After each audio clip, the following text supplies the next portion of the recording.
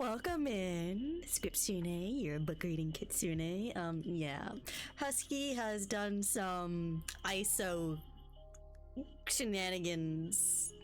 I'm sure Husky will be back eventually, but Husky's just off doing his own thing right now. He's off on his own adventure. So Husky's having some me time, if you know what I mean. But what do you mean shenanigans? You are doing shenanigans. I don't know what you're talking about, Husky. You are 100% having shenanigans, and you cannot deny that. You even refused Fragpunk with me, and I'm gonna probably drag you off to play Fragpunk at some point. Anyway, I did put up a poll for fish. If you did not see that in the Discord, if there is anyone new, here's the Discord link. Currently in polls, I have a question, essentially. Do we want to add all the characters from the books I read? So every time we come across a new book, do we want to put all the characters that we come across as we meet them into fish? Whatever, y'all have fun. I did my check-in. Alright, thank you, Husky. Have a nice lurk. Make sure you get some nice rest. I know that you've been working like a dog. But yeah. Today we're gonna end up doing the second book of the new prophecy. It's called Moonrise. I'll do the snip on the back. We'll go through the clans like we usually do. We do the prologue, and then we'll do the 5 chapters.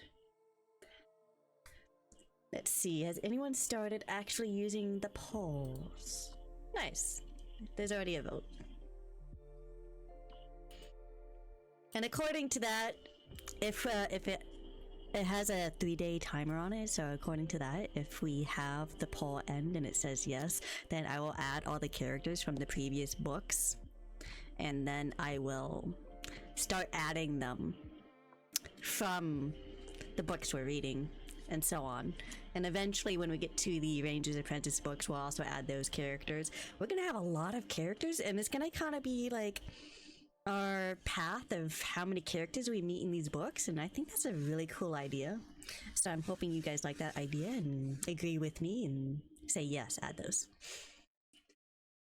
I see you're already fishing. I'm actually, if I do that, I actually might get rid of the regular fish and only have the characters, just so you know. So you might have to start from scratch, Holy. But it'll be nice because then it'll be in theme, you know? I really like that. Also, if you have any other suggestions for me doing stuff like screen avatars or something, so that you have something to do, so that Twitch is like, oh yeah, you are actually lurking, then let me know which ones you think are interesting. I'm gonna ask you specifically, Holy, because I know you'll actually tell me if you have seen any interesting ones from previous streams or like other people's streams. I think I played with them at one point on my main account. Anyway, so the snippet of this says, at the top, darkness, air, water, and sky will shake the forest to its roots. Moons have passed and 6 cats set out on a journey to save their clans. Meanwhile, back in the forest, Firestar and Leafpaw watch ThunderClan's world crumbling around them. Will the questing cats make it back in time, or will they be too late? So instead of a prophecy, it's more of a question. This is actually the first time it doesn't say anything involving the prophecy on the back of the book. That is actually the first time. Now then, let's see. Do we have clans? We do have clan pages. The map is the exact same, so you can always go back to that Twitter post if you want to look at it, or you could just be like, hey, Google, show me what is the warrior clan map. And then it will probably tell you, oh yeah, here's the forest, here's the rocks, river, etc. There's actually a secondary map with the farm and all that, but There's a lot of places on the map that haven't been mentioned yet. Let's go through the allegiances of the clans. We'll kind of get a gist of what the book's going to be about by going through here and how the allegiances kind of change. Usually when it involves the allegiances, it only goes about to the halfway point of the book. And there's going to be some crazy stuff that ends up at the back of the book. So it kind of like spoils half of it in a way, but so it's kind of like, you know what's might happen, and you also don't know what's gonna happen. Alright, allegiances. ThunderClan. Leader, Firestar. Deputy, Grey Stripe. Medicine Cat, Cinderpelt with the apprentice of Leafpaw. The Warriors, Mousefur with the apprentice of Spiderpaw. Dustpelt with the apprentice of Squirrelpaw. Sandstorm with the apprentice of Sorrelpaw. Cloudtail. Brackenfur with the apprentice of Whitepaw. Thornclaw with the apprentice of Shrewpaw. There is actually a lot of apprentices that are new. So you can already tell that like a couple of them are new from the previous time, because I'm pretty sure I didn't see Shrewpaw in the previous book, book 1. And I don't know who Thornclaw is. It says a golden brown tabby tom. I thought Thornclaw is an apprentice in the preview. I guess we're already getting ahead of ourselves already. Alright. Brightheart. Brambleclaw. Ashfur. Rainwhisker. Sootfur. Sootfur is a new one.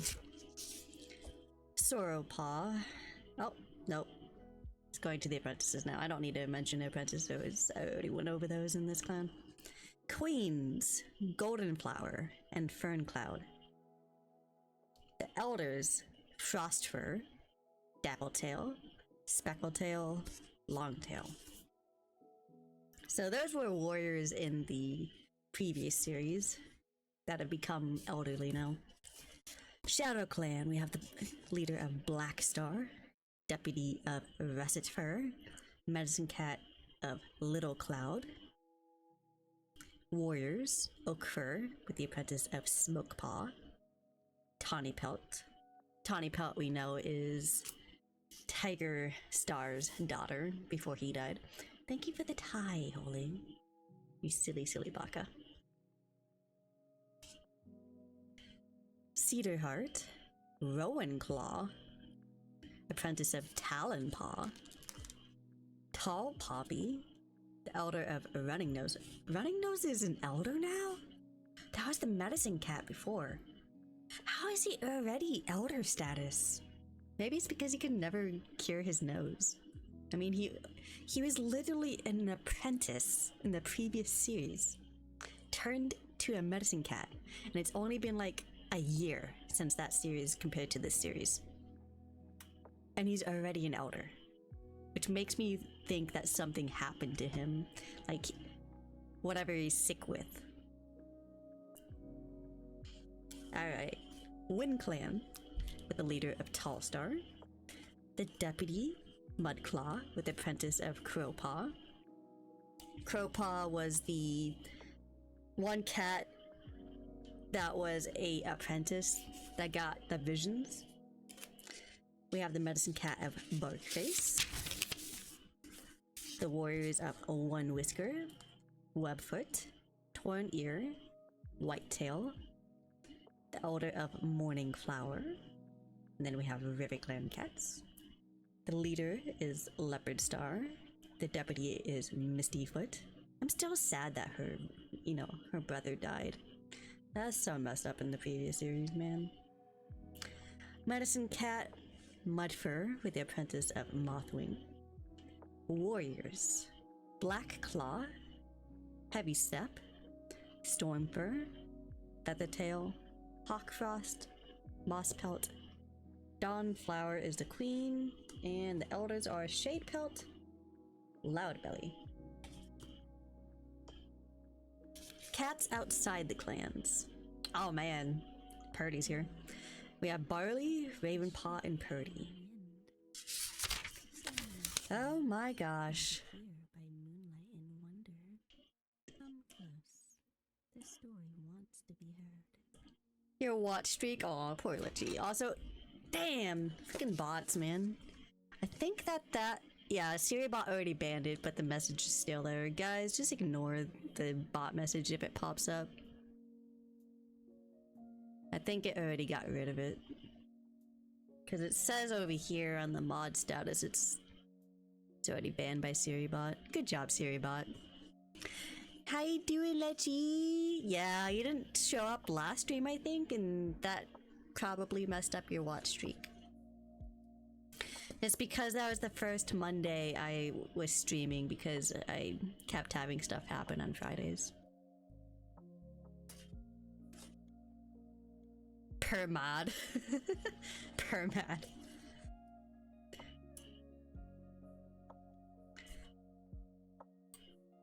Yeah, SiriBot likes to ban spam bots for me. But how are you doing, Lechi? I hope you're doing okay.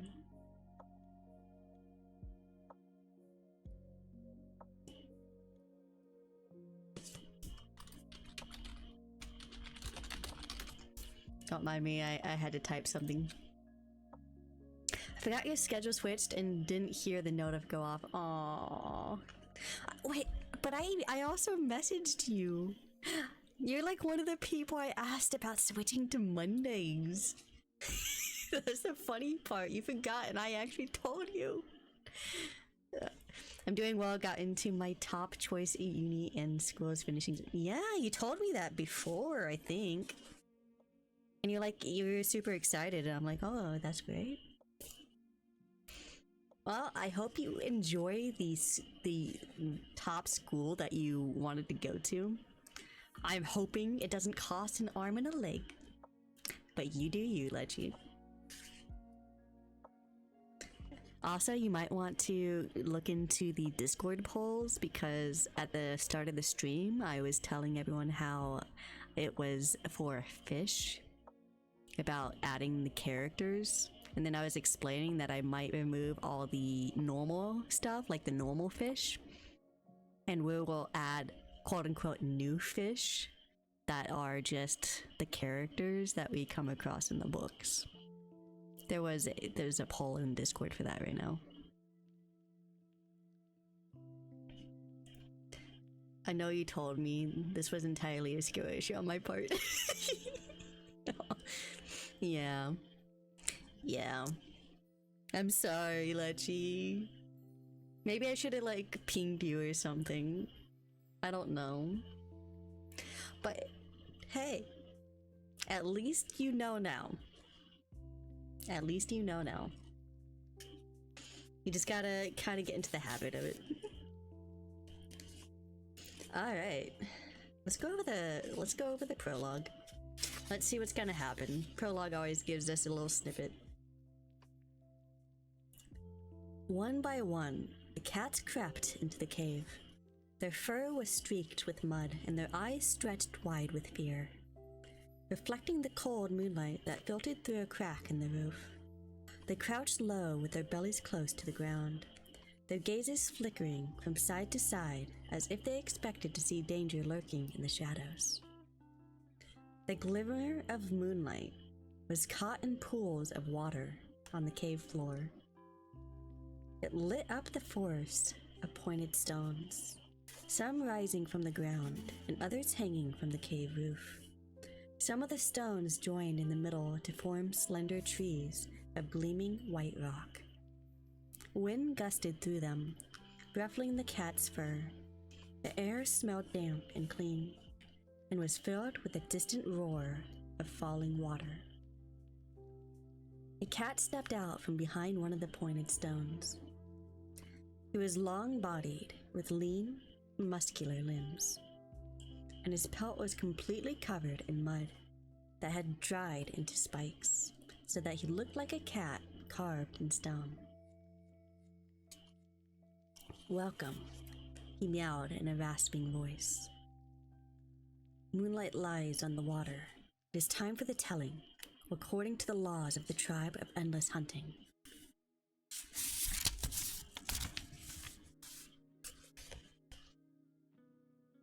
One of the cats crept forward, dipping his head to the mud-covered cat. Stone Teller, have you had a sign? Has the tribe of Endless Hunting spoken to you? Another cat spoke from behind him. Is there hope at last? Stone Teller bowed his head.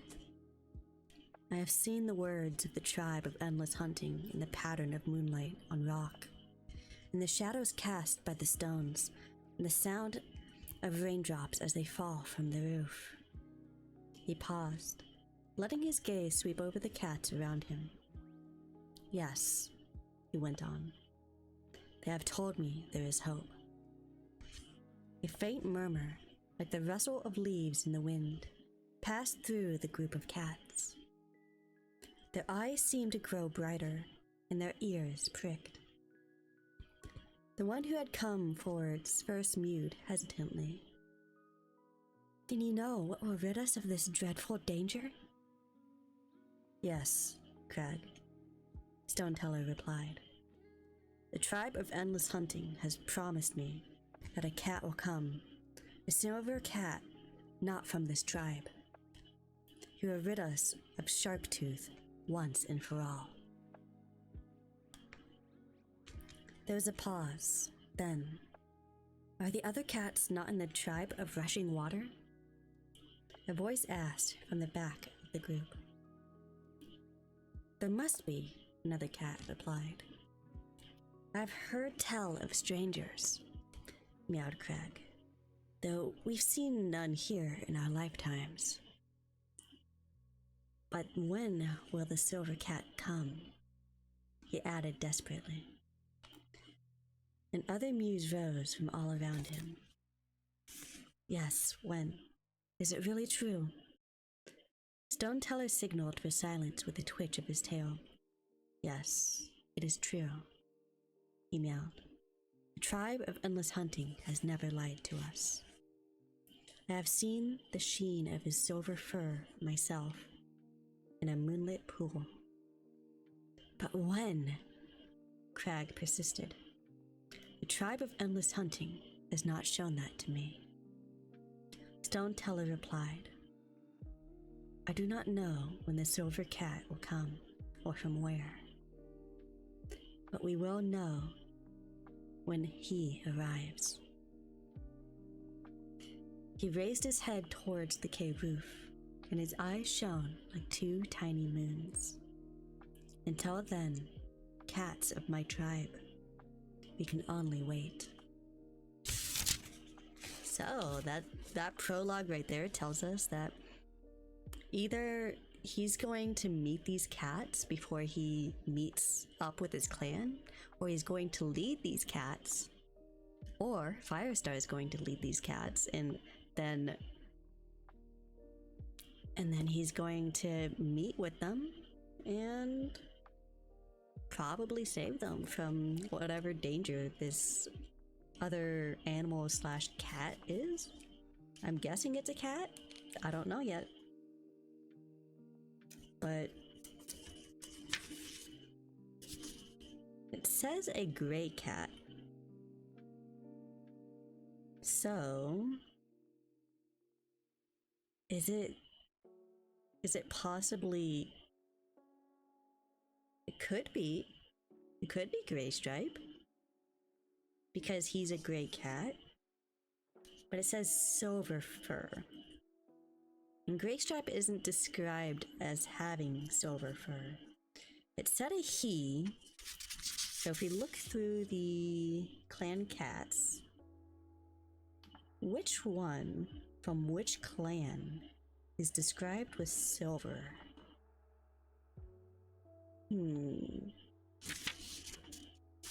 Looking through. Small brown, dark gray. It's not dark gray. Small gray. Not white.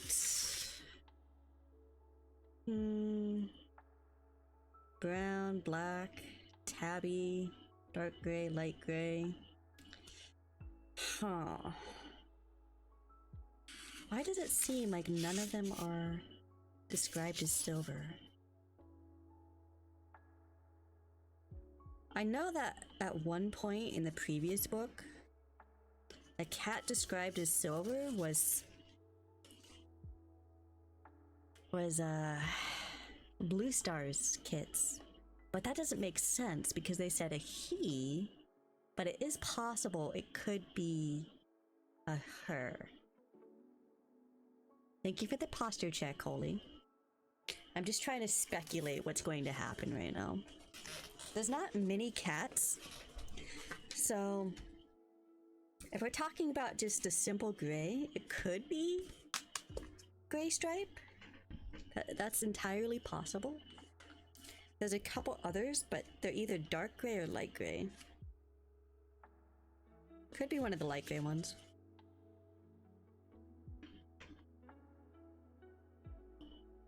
Oh, I did ask my Discord admin if we could somehow add fish to the Discord.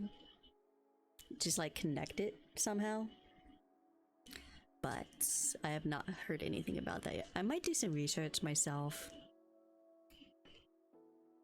If you've already seen, you probably noticed that it's now called Nectar. We're also going to have Nectar as points here eventually. Alright, you guys ready for me to start telling the story? We're gonna start on Chapter 1. Chapter 1.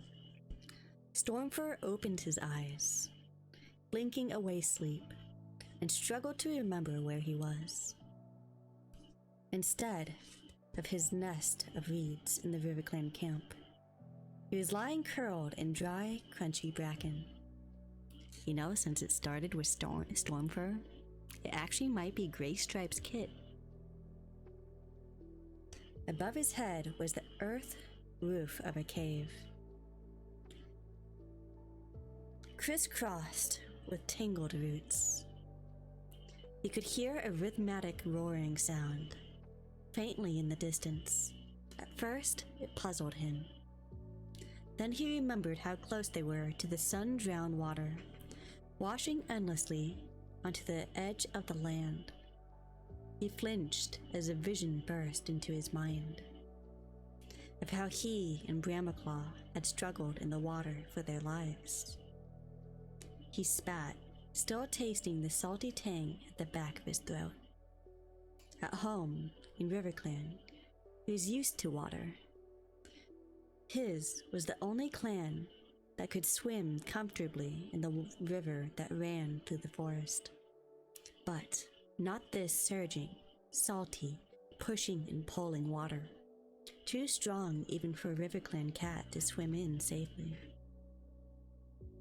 Other memories came rushing back. StarClan had sent cats from each of the 4 clans on a long, dangerous journey to hear what Midnight had to tell them. They had fought their way across unknown country, through 2-leg nests, facing attacks from dogs and rats, to make the last incredible discovery that Midnight was a badger. Stormfur felt ice creeping along his limbs as he recalled Midnight's dreadful message. 2 legs were destroying the forest to make a new Thunderpath. All the clans would have to leave, and it was the task of StarClan's chosen cats to warn them and lead them to a new home. Stormfur sat up and looked around the cave. Faint light filtered down the tunnel that led onto the cliff top, along with gentle current of fresh air that carried the scent of salt water. Midnight the badger was nowhere to be seen. Close beside Stormfur, his sister, Feathertail, was sleeping, her tail curled over her nose. Just beyond her was Tawnypelt, the fierce ShadowClan warrior. Stormfur was relieved to see that she was resting quietly, as if the rat bite she had suffered in the 2-leg place was troubling her less. Midnight's store of herbs had yielded something to soothe the infection and help her sleep. On the opposite side of the cave, a little way apart, was the WindClan apprentice Crowpaw, his dark grey pelt barely visible among the fronds of bracken. Nearest the cave entrance, Tawny Pelt's brother, Brambleclaw, was stretched out beside Squirrelpaw, who slept in a tight ball. Stormfur felt a stab of jealousy at the sight of the two ThunderClan cats close together. Thank you for the large bow, Holy, and the maid headpiece. And tried to push it away. He had no right to admire Squirrelpaw and her courage and bright optimism as much as he did when they came from different clans. Brambleclaw would make her a much better mate.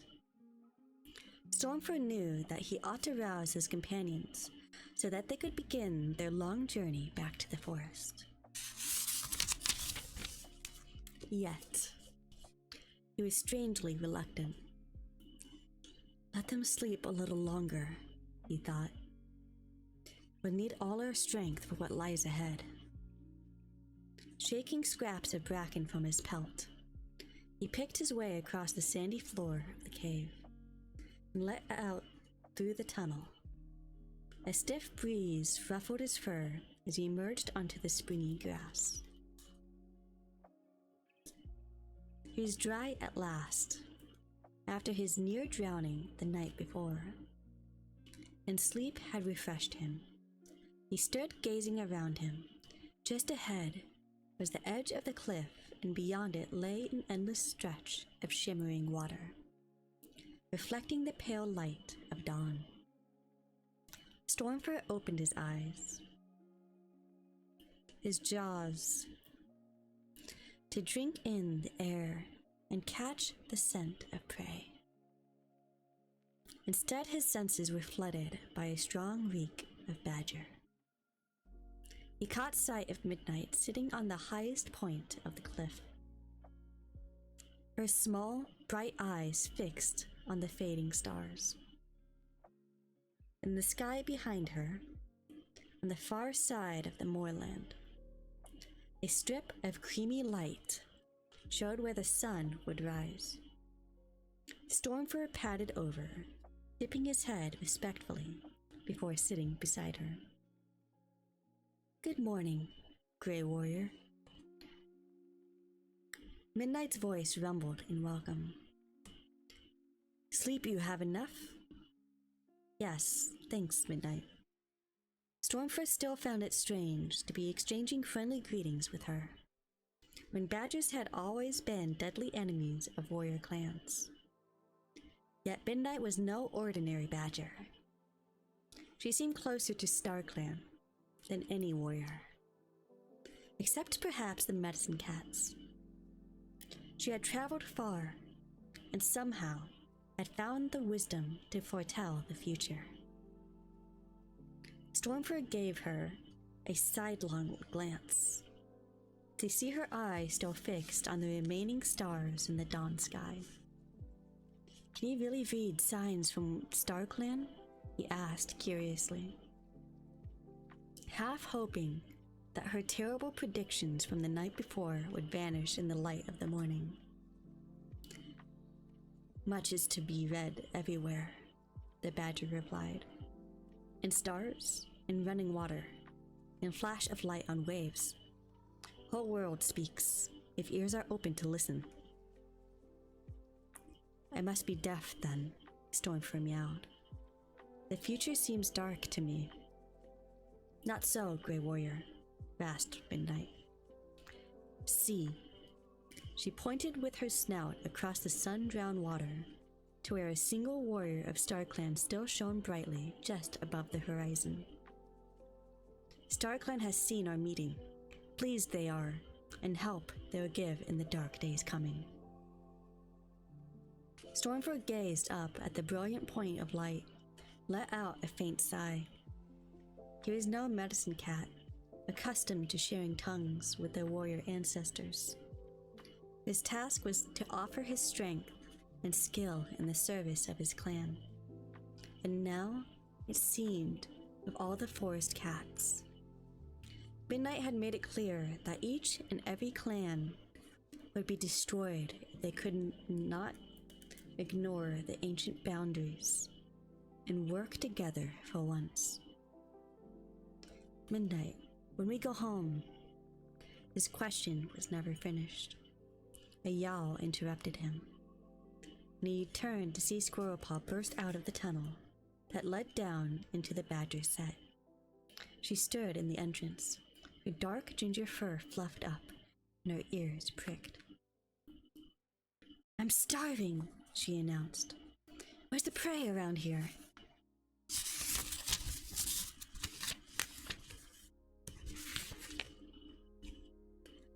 "Budge up and let the rest of us out." Crowpaw's irritable voice sounded behind her. "Then we might be able to tell you." Squirrelpaw bounced forwards a few paces, and the WindClan apprentice emerged, followed closely by Feathertail. She stretched with pleasure in the sunlight. Stormfur got up and bounded over the tough moorland grass so he could touch noses with his sister. He had not been one of StarClan's original chosen cats, but he had insisted on coming on the journey to protect Feathertail. With their mother dead and their father living in a different clan, the two cats were much closer than ordinary siblings. Midnight lumbered after him and nodded a greeting to the cats. "Tawny Pelt's much better this morning," Feathertail reported. "She says her shoulder hardly hurts at all." To Midnight, she added, "That burdock root you gave her really helped." "Root is good," the badger rumbled. "Now injured warrior travel well." As she spoke, Tawny Pelt herself appeared from the tunnel.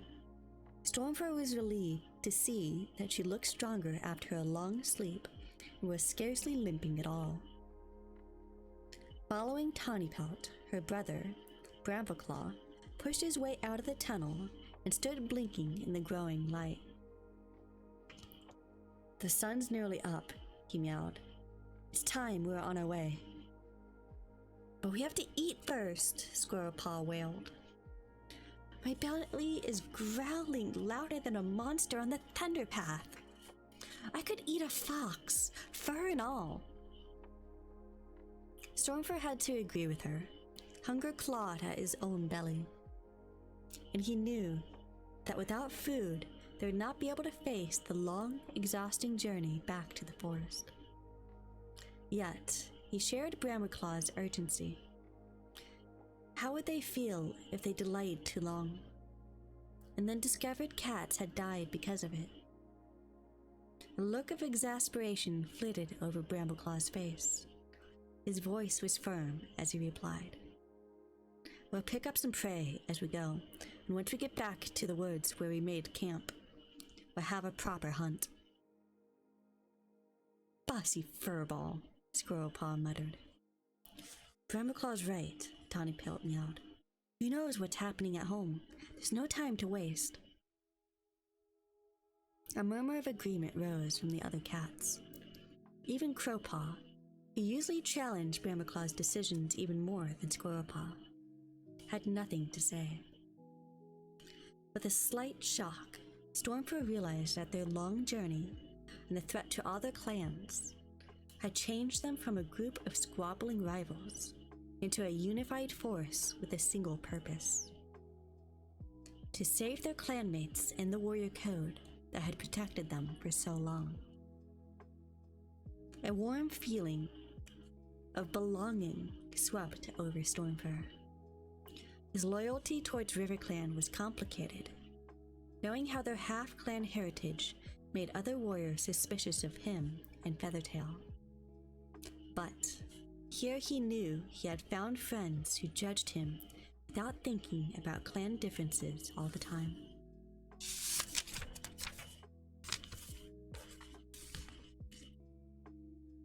Brambleclaw paced forwards until he stood in front of Midnight. "The thanks of all the clans go with you," he mewed. Midnight grunted. "Time is not yet for farewell. I come with you as far as woods. Make sure you know right path." Without waiting for the cats to agree or thank her, she lumbered off across the moor. Ahead of her, the sky had become too bright to look as the sun began to edge its way above the horizon. Stormfur blinked gratefully at the yellow light. The setting sun had guided them on their journey to find the sun-drowned place. Now, the rising sun would guide them home. The 4 chosen cats, along with Stormfur and Squirrelpaw, who had come with Brambleclaw after an argument with her father, Firestar, had set out from the forest blindly following a half-understood prophecy from StarClan. Now that they had discovered what the prophecy meant, it was easier to decide what to do next. But at the same time, it was terrifying to know just how much danger the clans were in. "Well, what are we waiting for?" Squirrelpaw asked, dashing off to overtake Midnight. Her clanmate, Brambleclaw, followed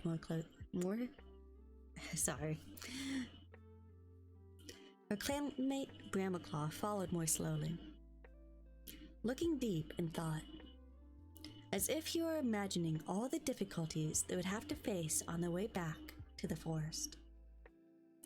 At his side, Tawnypelt seemed refreshed from her night's rest. And even though she was still limping, her eyes showed nothing but determination to make the long journey home.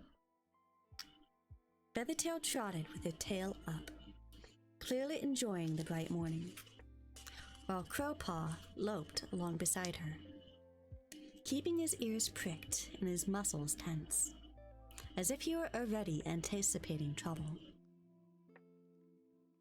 Stormfur, bringing up the rear, breathed a swift prayer to StarClan. "Guide our paws and bring us all safely home." And the sun climbed higher.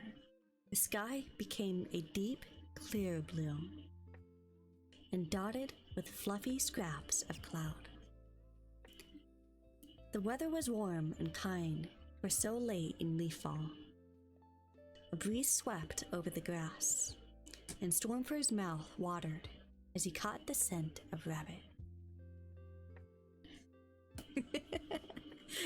Yeah, Val's still in there. I guess he didn't realize that. Okay, so those are still in there for now. As I was saying, I'm going to remove the I'm gonna remove them once the poll says yes or no. If it says yes, then I'm gonna remove all the previous ones, and we're gonna add all the characters from the books that we're reading. So enjoy it while you can. See if you can't catch the other ones. Sobbing. You would be missed, my beloved. Out of the corner of his eye, he spotted a white tail bobbing as the rabbit vanished over the crest of a gentle slope. Instantly, Crowpaw darted after it. I think I've caught all 3, just didn't expect to see him today. I see. Wait, where are you going? Brambleclaw called after him, but the WindClan apprentice was gone. The tabby warrior's tail lashed irritably. Does he ever listen? He won't be long, Feathertail soothed him. You could hardly expect him to ignore a rabbit when it pops up right under our noses. Brambleclaw's only reply was another swish of his tail. I'll fetch him back, Stormfur meowed, bunching his muscles to spring in pursuit. Before he could move, the dark gray apprentice reappeared at the top of the rise. He was dragging the rabbit with him, and it was almost as big as he was. Here, he meowed ungraciously as he dumped it on the ground. That didn't take long, did it? I suppose we're allowed to stop and eat it? Of course, Brambleclaw replied. Sorry, Crowpaw. I'd forgotten how fast Winkland cats can be. This is moorland, so it must feel like home to you. Crowpaw acknowledged the apology with a curt nod as all 6 cats crowded around the fresh kill. Stormfur stopped short when he noticed a glow of admiration in Feathertail's eyes. Surely his sister couldn't be interested in Crowpaw. All he ever did was argue and push himself forwards as if he were already a warrior. A cat from another clan, and an apprentice at that, had no right to start padding after Feathertail. And whatever did Feathertail see in him? Did she know the problems in this sort of thing could cause? Hadn't she learned that from their own parents? Then Stormfur's gaze slid across to Squirrelpaw. Had he any right to criticize Feathertail when he liked Squirrelpaw so much? But then he told himself, any cat would like the brave, intelligent ThunderClan apprentice. And he knew better than to start something with a cat from another clan, when they couldn't possibly have a future together.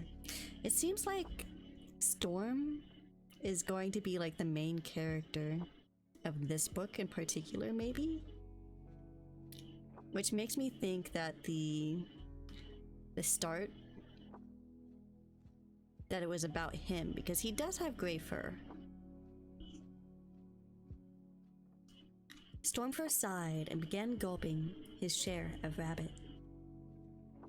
He hoped he was imagining things. After all, any cat might admire Crowpaw's speed in catching them prey when they were all hungry. Surely that was all Feathertail was feeling. While the cats ate, Midnight waited a few paces away. Stormfur saw her tearing at the moorland grass with her strong, blunt claws, snuffling up the grubs and beetles she disturbed. Her eyes were screwed up, as if she found it hard to search for food in the strong sunlight.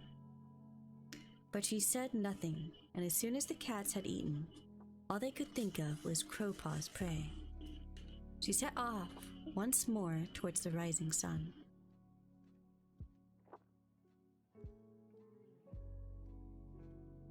Even with Midnight to lead them by the most direct route. It was sun high by the time they reached the crest of the gentle hill and saw the edge of the woods in front of them. The shade underneath the trees looked as inviting as running water to Stormfur after traveling through the heat of the unprotected moorland. For one brief moment, he let himself imagine an afternoon of hunting, then settling down full-fed for sleep under the arching fronds of bracken. But he knew there was no chance of that. As they drew closer to the woods, he spotted what looked like a heap of mottled brown fur in the long grass underneath a bush. His tail twitched in rueful recognition at the sight of the elderly tabby who had guided them, and nearly lost them forever in the Two-Lake place.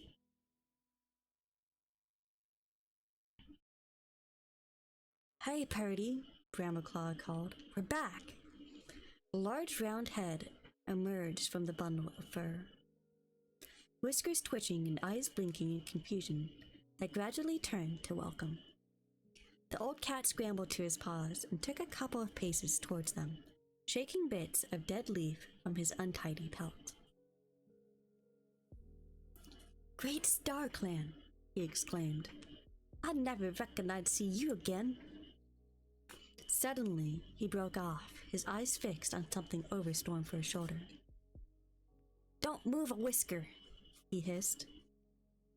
"There's a badger behind you. Just let me deal with it. I know some few fighting moves." "It's okay, Purdy," Stormfur interrupted, while Squirrelpaw's tail curled up with amusement. "This is Midnight. She's a friend." The old tabby stared at Stormfur, his jaws gaping in astonishment. "A friend? You don't make friends with a badger, young fellow. You can't trust him a single mouse length." Stormford gave Midnight an anxious look, wondering if the badger was offended by Purdy's words. To his relief, she looked amused at Squirrelpaw, her tiny black eyes gleaming. "Come and meet Purdy," Stormford mewed to her. "He guided us through to Lake Place." Midnight plodded forwards until she stood in front of the old tabby tom. Unconvinced, Purdy crouched down with his neck fur bristling and his lips drawn back into a snarl to reveal snaggly teeth. Stormford felt a twinge of admiration for his courage, even though the badger could have flattened him with one swat of her powerful front paws. "Here is not fight," Midnight assured him. "Friend of my friend is my friend also. Much of you they have told me." Purdy's ears twitched. "Can't say I'm pleased to meet you," he muttered. "But I suppose you must be all right if they say so." Backing away, he turned to Brambleclaw. "Why are we hanging around here?" he demanded.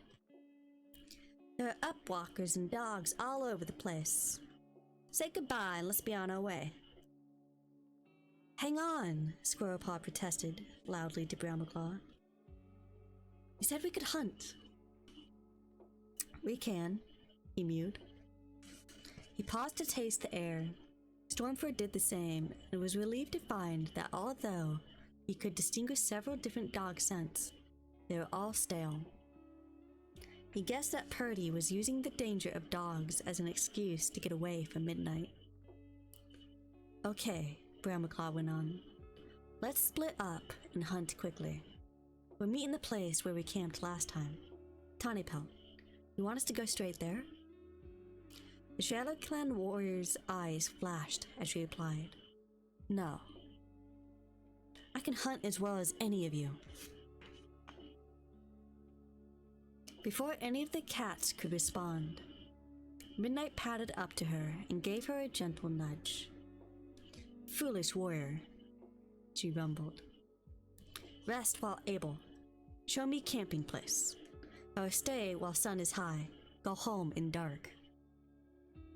Tawny Pelt shrugged. "Okay, Midnight." She headed further into the woods, following the stream to the hollow where the cats rested on the outward journey. The air was cooler in the dappled shade of the trees. Stormford began to relax, feeling safer here than in the open moorland. Though the chattering stream, too shallow for fish, was no substitute for the river he loved. A pang of loss stabbed through him at the thought of that. Even if he saw the river again, it wouldn't be for long. Midnight had told them that the clans would have to leave the forest as soon as the 6 cats returned. A rustle in the undergrowth reminded him of how hungry he was. It would be good to go off for a while and hunt with Feathertail, just as they did at home. But when he swung round to speak to his sister, he saw that Crowpaw was saying something in her ear. "Do you want to hunt with me?" the apprentice muttered, sounding half grudging, half embarrassed. We'd do better together." "That would be great!" Feathertail's eyes shone. Then she spotted Stormfur and looked even more embarrassed than the WindClan cat. Why don't we all hunt together?" Crowpaw looked away, and Stormfur felt hairs on his neck begin to prickle. What right did this apprentice have to invite Feathertail to be his hunting partner?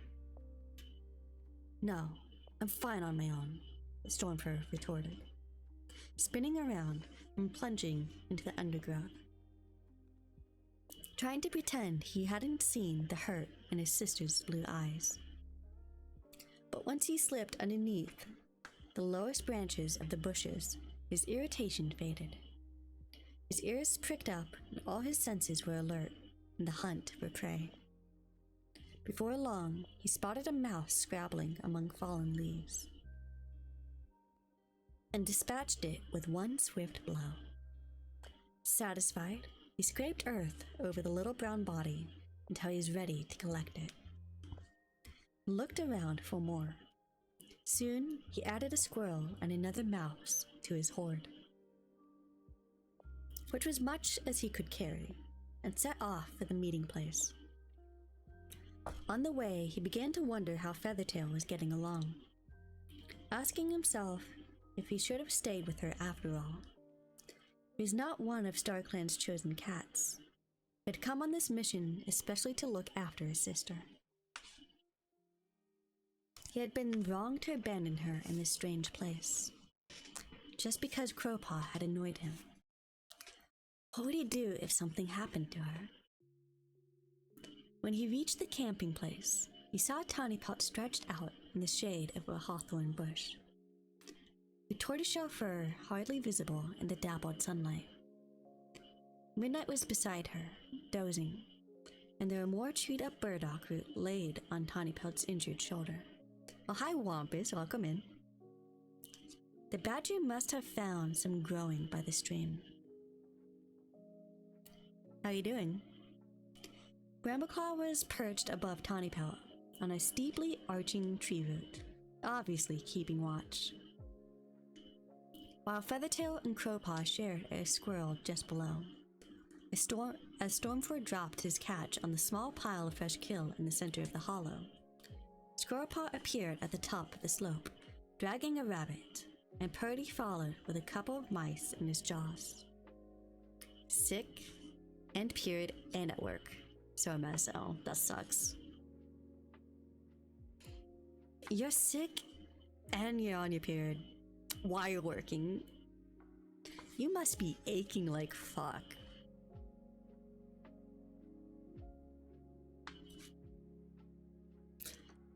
Good, we're all here, meowed Brambleclaw.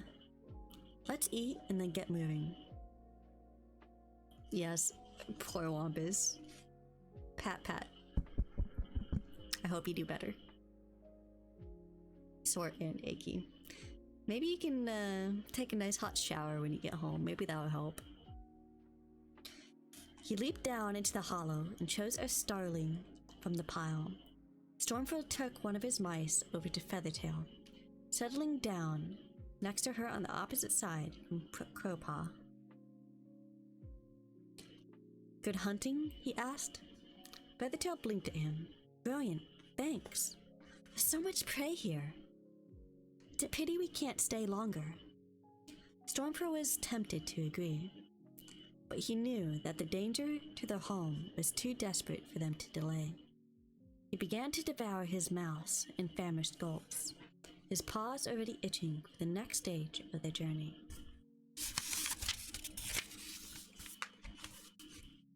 He had swallowed the last of the fresh kill and was beginning to groom his thick gray pelt when he heard a low snarling behind him.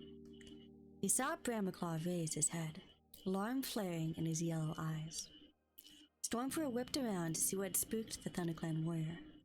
A familiar smell hit his scent glands, a heartbeat before two slender, tawny shapes emerged from the bracken beside the stream. Foxes. That is the end of chapter 1.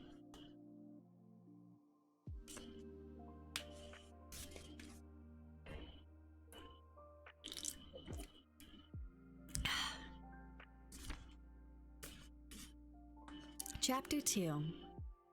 Leafpaw wrinkled her nose at the foul scent and tried not to hiss in disgust.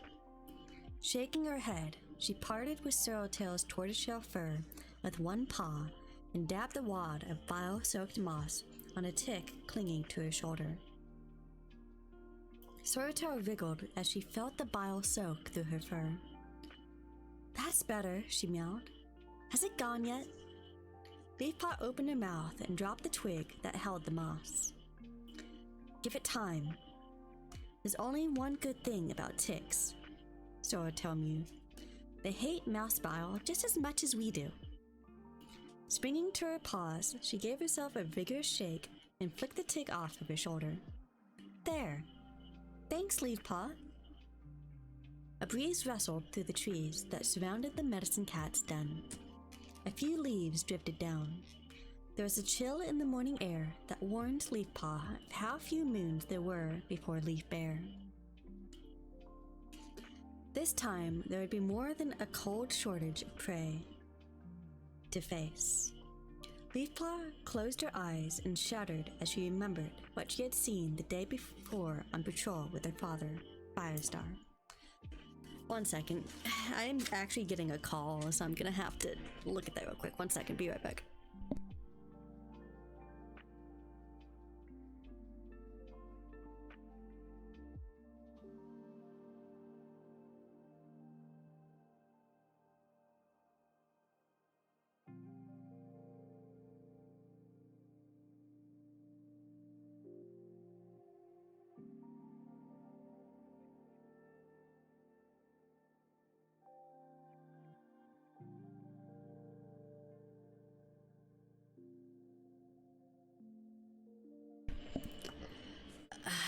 I got a call from my mom. She's like, hey, can you do this one thing for me so I can see if that fixes your problem?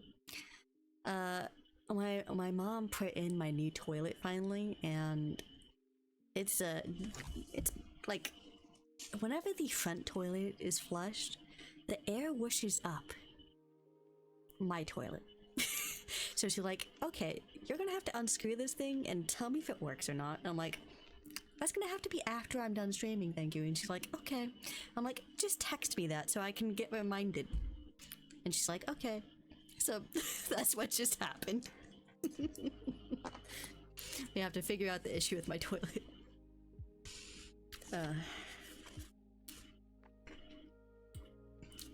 The biggest monster the cats had ever seen had been forging a dreadful path through the forest, scoring deep ruts into the earth and tearing up trees by their roots. The huge, shiny monster had rolled inexorably through the bracken, roaring and belching smoke while the cats scattered helplessly before it. For the first time, Leafpaw began to understand the danger to the forest, which had my tongue just caught on itself, which had been prophesied twice now. Once in Brambleclaw's dream that had sent him on the journey with Squirrelpaw, and once in Cinderpelt's vision of fire and tiger. The doom that had been foretold was coming upon the forest, and Leafpaw did not know what any cat could do to stop it. Are you okay, Leafpaw? Meowed Sorreltail. Leafpaw blinked. The vision of smoke, splintered trees, and shrieking cats faded away, to be replaced by soft green ferns and smooth gray rock where Cinderpelt made her den.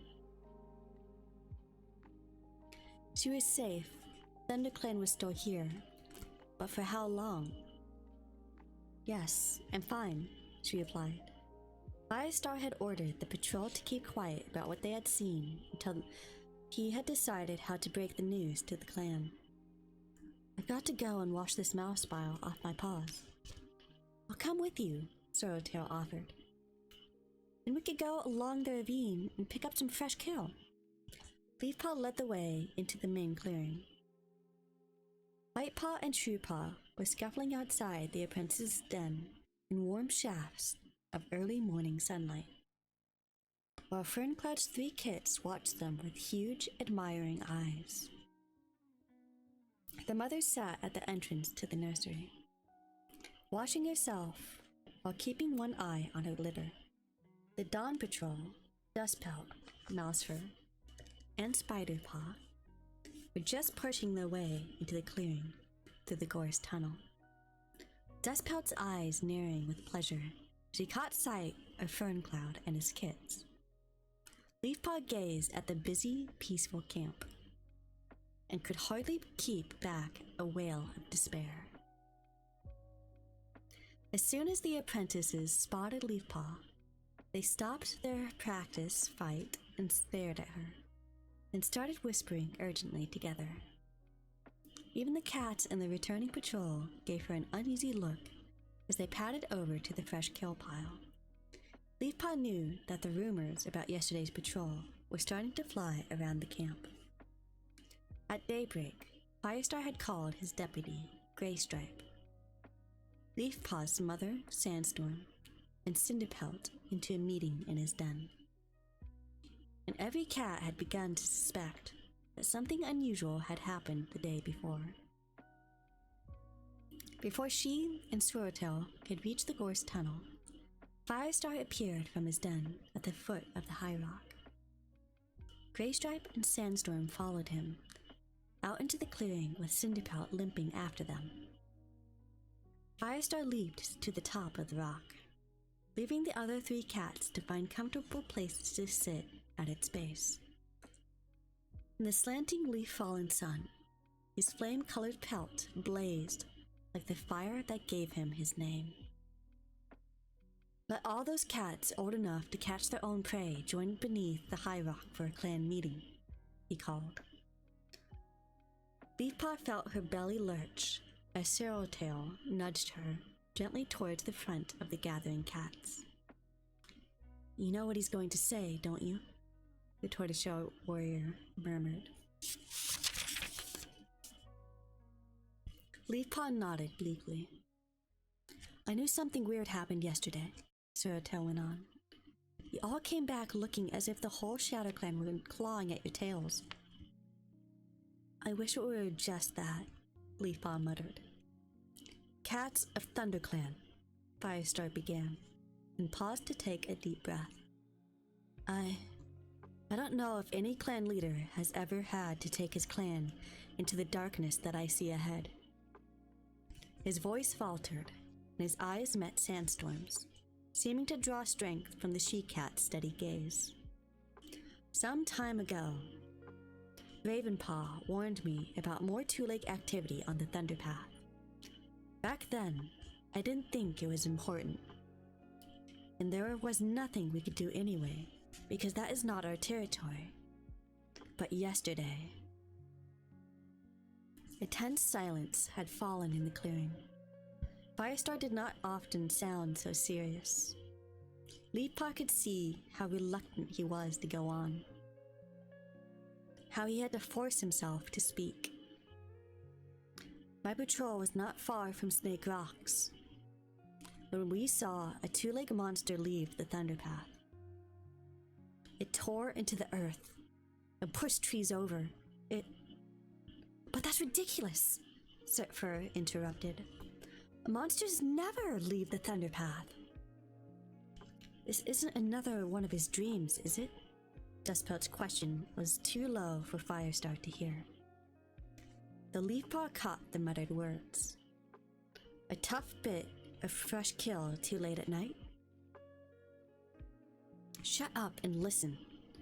Cloudtail, Firestar's kin, glared at Dustpelt. I saw it too, Graystripe confirmed from his place at the foot of the rock. Dead silence followed his words. Leafpaw watched the cats glance at one another, the uncertainty and fear in their eyes. Swirltail turned to Leafpaw. Is that really what you saw? Leafpaw nodded. He can't imagine what it was like. What does Cinderpelt have to say? Speckletail called from where she sat among the elders. Has StarClan shown you anything? The medicine cat rose to her paws and faced the clan, her blue eyes steady. Of all the cats, even Firestar, she seemed the calmest. Before she replied, she looked up to meet Firestar's gaze. Leafpaw could almost see the flashing between them, the memory of the prophecy of fire and tiger that Cinderpelt had seen in a clump of blazing bracken. She wondered how much they had decided to tell the clan, and the meeting that had just ended. Then Firestar nodded, as if he was giving Cinderpelt permission to speak. She acknowledged his signal with a brief dip of her head. The signs from StarClan are not clear, she admitted. I see a time of great danger and change for the forest. A terrible doom hangs over us all. Then you have had warnings about this. Why haven't you told us before? Mousefur challenged with a lash of her tail. Don't be mouse-brained, Cloudtail growled. What good would it have done? What could we do? Leave the forest? And go where? Wandering around in strange country with Leaf Bear coming on? You might fancy that, Mousefur, but I don't. If you ask me, Brambleclaw and Squirrelpaw had the right idea, Surtfur murmured to his brother Rainwhisker, getting out when they did. Leafpaw wanted to leap to the missing cat's defense, but she made herself sit still and keep quiet. She was the only cat in the clan who knew that Squirrelpaw and Brambleclaw had left on a mission from StarClan to try and save the forest from this terrible danger. Stormfur and Feathertail, Greystripe's RiverClan children, had gone with them, and cats from WindClan and ShadowClan too. However, much their clanmates missed them, Leafpaw knew it was for the good of all clans that they had gone.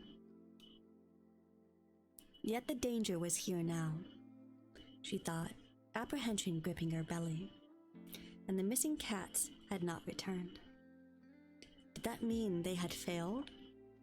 Did it mean StarClan had failed, in spite of the warnings they had sent? Cinderpelt's calm gaze rested on the hushed and waiting clan. There would be great danger, she repeated, but I do not believe that ThunderClan will be destroyed. The clan cats looked at one another, bewildered and afraid.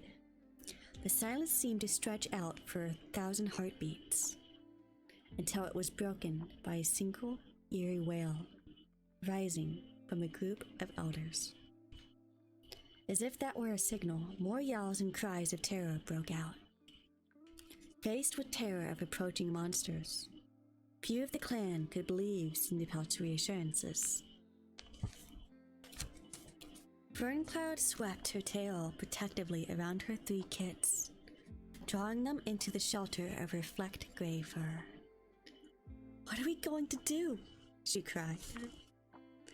Dustpout got up and pressed his nose comfortingly into her side. We'll do something, he promised. We'll show the Two Legs that this is our place. And how do you propose doing that? Mousefur asked, her voice harsh. When have Two Legs ever cared about us? They do what they want. The monsters will frighten all the prey, Ashfur added. We already know the forest is emptier than it's ever been, and Leaf Bear is coming. What are we going to eat? More terrified caterwauling broke out, and several heartbeats went before Firestar could make himself heard again. We can't decide what to do until we know more, he meowed, when the noise had died to apprehensive muttering. What happened yesterday was near Snake Rocks, well away from here. It's possible that the Two Legs won't come any further. Then why would StarClan send any warnings at all? Thornclaw asked. We've got to face it, Firestar. We can't pretend this isn't happening. I'll arrange extra patrols, Firestar assured him. And I'm going to try speaking to ShadowClan. This was near their border, and they may have trouble, too. Can't believe anything ShadowClan tells you, Cloudtail growled. They would give you a mousetail if you were starving.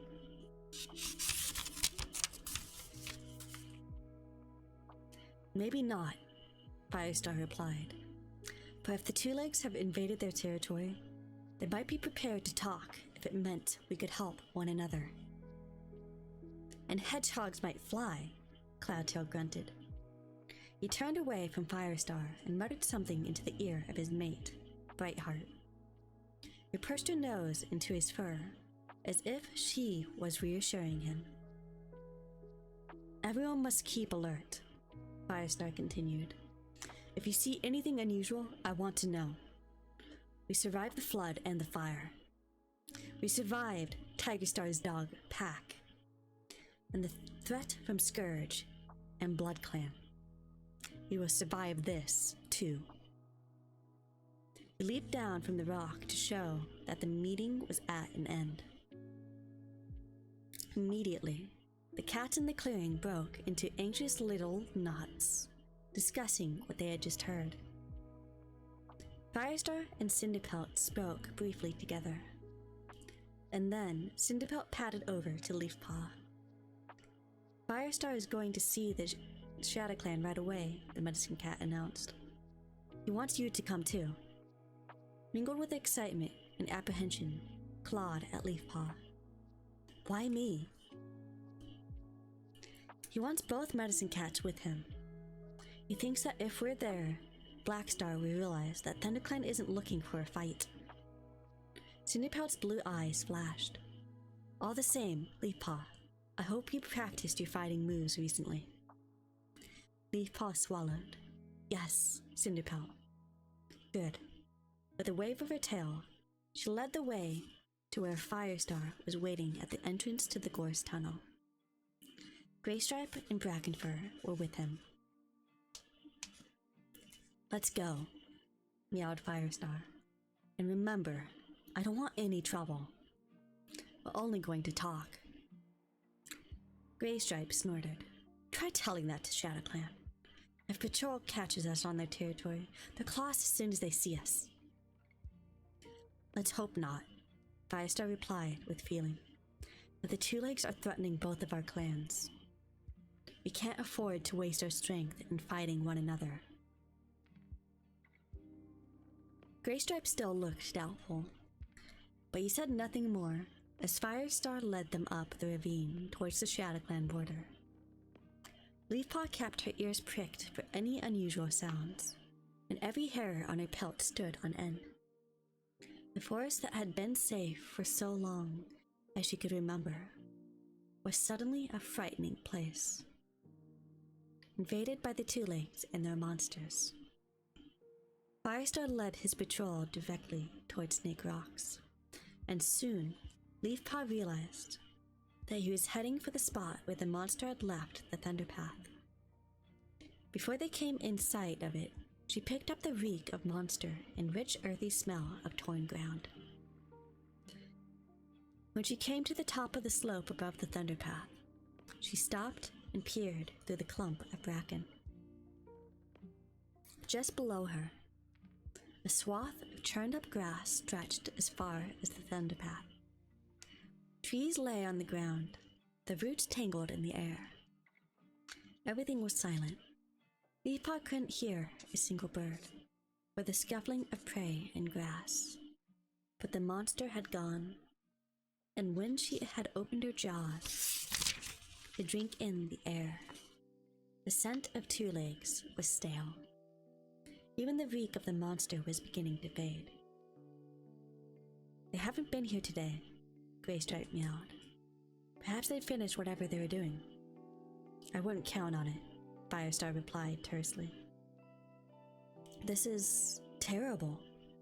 Brackenfur sounded stunned. He had not been on the original patrol. Why are they destroying the forest, Firestar? The tip of Firestar's tail twitched back and forth. Why do Two Legs do anything? If we knew that, our lives would be a lot easier. Skirting the edge of the damaged area, he led the way along the Thunderpath. Leafpaw's belly lurched as she saw that more trees had been felled in ShadowClan's territory, and more ground had been churned up. Every one of ThunderClan's cats stopped to stare across the hard black surface. Brackenfur dropped into a crouch. He were about to spring into an attack, but there was no enemy to fight. Look at that! Graystripe's voice shook with horror. You're right, Firestar. ShadowClan is having the exact same trouble. Then that should make it easier to talk to Blackstar. Firestar was trying to sound confident, but his ears were laid flat against his head. Cinderpelt gave the scarred area a long look before turning away, shaking her head. Though she said nothing, her blue eyes were filled with dread and confusion. A monster roared by on the thunderpath, smaller than the tree-eating monsters, but still deafeningly noisy.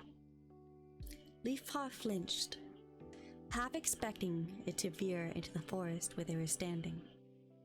But it stayed on the thunderpath and growled away till it vanished among the trees. Another monster followed it, then a third raced along in the opposite direction. "I don't want to cross here," Graystripe muttered, blinking grit out of his eyes. Firestar nodded. "We'll cross the stream by 4 trees and go through the tunnel," he decided. "I just hope we don't meet any ShadowClan warriors on this side of the Thunderpath." When they reached the stream, Firestar crossed in a couple of bounds by the stepping stone in the middle. Leafpaw kept an eye on her mentor, making sure that Cinderpelt crossed safely in spite of the old injury to her leg from a Thunderpath accident seasons before. Then she followed her across as Firestar climbed the opposite bank. A light breeze was blowing towards them, carrying the rank scent of ShadowClan. At the border, Firestar and Graystripe renewed the scent markings before Firestar led the way towards the tunnel under the Thunderpath. To Leafpaw's relief, there was no sign of ShadowClan cats in this section of their territory. The elders had told her many stories about the clan's dark-hearted history. From the murderer, Broken Star, who had killed his own father, to treacherous Tiger Star, who had made himself ShadowClan leader when he was exiled from ThunderClan. The present leader, Black Star, hadn't caused any trouble so far, but Leafpaw knew that Firestar didn't really trust him. As she followed him into the tunnel, she admired him even more for his courage, trying to make allies of his old enemies for the sake of the forest. Leafpaw shivered as she plunged into the gloomy silence beneath the Thunderpath, broken only by the drip of water and the plashing of their paws in the mud that covered the bottom of the tunnel. On the ShadowClan side, the harsh scent was stronger than ever. The ground under Leafpaw's paws was dank and marshy, covered with gorse, scrubby grass. Here and there were pools fringed with reeds. There were a few tall trees, unlike those sheltered in the ThunderClan camp. It felt like another world. "The ShadowClan camp is this way," Firestar meowed, heading for the clump of bushes. "Leafpaw, Cinderpelt, keep close to me. Graystripe and Brackenfur, spread out and keep watch. And remember, we're not looking for trouble." Leafpaw padded behind Firestar as they headed deeper into ShadowClan territory. She hated the way her paws sank into the mud at every step. She kept wanting to stop to flick away the moisture. "Hello, welcome in. I hope you're enjoying the story. We are currently on book 2 of the New Prophecy of Warriors. It's the cat series. It's hard to imagine how ShadowClan cats putting up with it every day of their lives. Surely they would have grown webbed paws by now. Her muscles began to ache from the strain of keeping alert. When Brackenfur called out, she jumped nervously, and then hoped that no cat had noticed. "Firestar, come and look at this." Brackenfur pointed with his tail to a thin piece of wood, too smooth and regular to be a branch of a tree. Standing upright in the ground was about the height of a cat. Firestar padded over and sniffed at it suspiciously. "It reeks of 2 legs," he reported. "There's another over here," Leafpaw called, spotting the matching stick a few fox lengths further away. together, all in a line. What are they? Her voice died away. As she bounded towards the next piece of wood, the bushes in front of her rustled, and 3 cats stepped out into the open.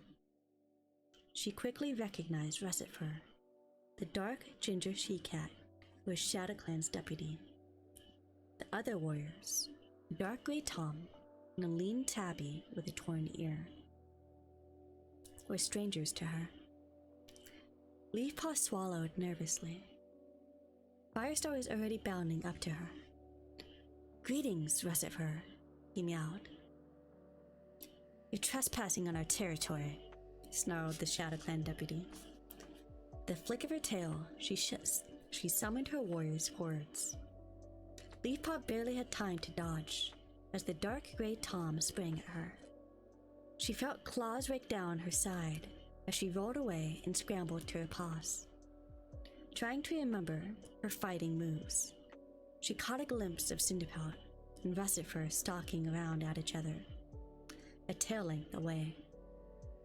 Graystripe had the tabby pinned down, while Brackenfur and the other Tom writhed together in a screeching bundle of gray and ginger fur. For a moment, she could not see Firestar. Glancing around wildly, she saw that he had leapt on to one of the fallen tree trunks. His voice rose into a yowl above the hissing and spitting. "Stop!" That's the end of Chapter 2.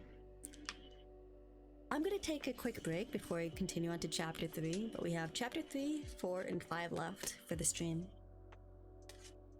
I will be right back.